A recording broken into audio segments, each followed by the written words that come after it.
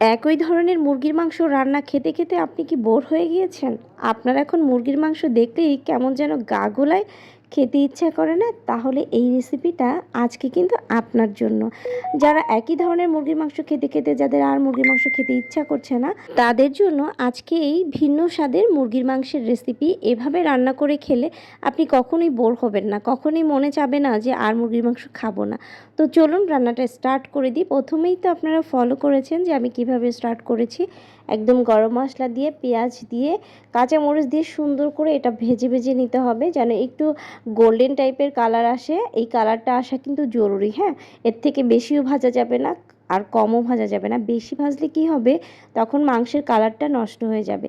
তো আমি দেশি মুরগি নিয়ে নিচ্ছি এখানে প্রায় 2 কেজি ওজনের একটা দেশি মুরগি। তো আমি সবগুলো মাংস নেইনি, কিছু মাংস নিয়েছি আর কিছুটা পরে রান্না করে খাবো সেই জন্য নিলাম।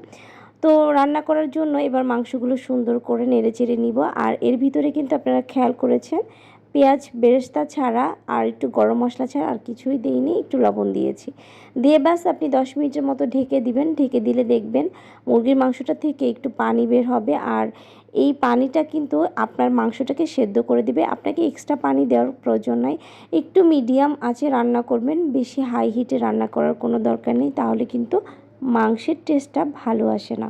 আসলে রান্নাটা একটি শখ। আপনি যত মজা করে রান্না করবেন, যত সময় নিয়ে রান্না করবেন, যত টেকনিক খাটিয়ে রান্না করবেন, আপনার রান্নার টেস্ট কিন্তু ভিন্ন ভিন্ন হবে। এবার একটি টিপস দিব আপনাদের সাথে, যারা ফেসবুকে এখনও কন্টেন্ট মনিটাইজেশনটা পাননি তাদের জন্য ছোট্ট একটা টিপস থাকবে আমার তরফ থেকে। আমি কিন্তু মাত্র 1 মাস চেষ্টা করে আমি এই মনিটাইজেশনটা পেয়ে গিয়েছি। আর সেটা কিভাবে, সেটাই আজকে আপনাদের সাথে বলবো।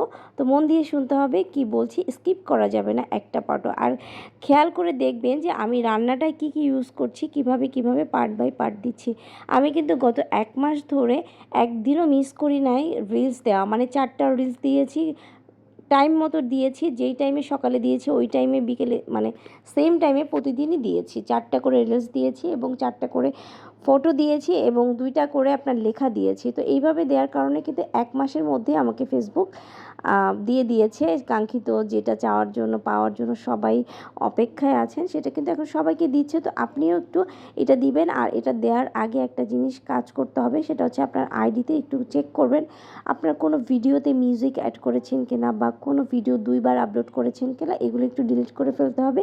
এটা চেক করার জন্য কিন্তু আপনি ভিডিও অপশনে গেলেই সাইডে দেখতে পারবেন যে নিড চেক, ওখানে গেলেই কিন্তু আপনি ওটা দেখতে পারবেন।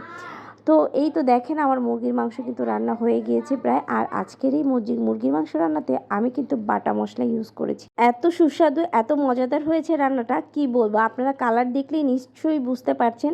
বাড়ির সবাই রান্নাটা খেয়ে অনেক বেশি প্রশংসা করেছে। আর রান্নাটা করেছিলাম আমি ঈদের 3য় দিন, কারণ ওই দিন সবারই একটু কেমন অরুচি অরুচি ধরে গিয়েছিল। আর বাচ্চারা তো গোশ ছাড়া ভাত খেতে চায় না, তো এইভাবে করে আমি রান্নাটা করে দিয়েছি।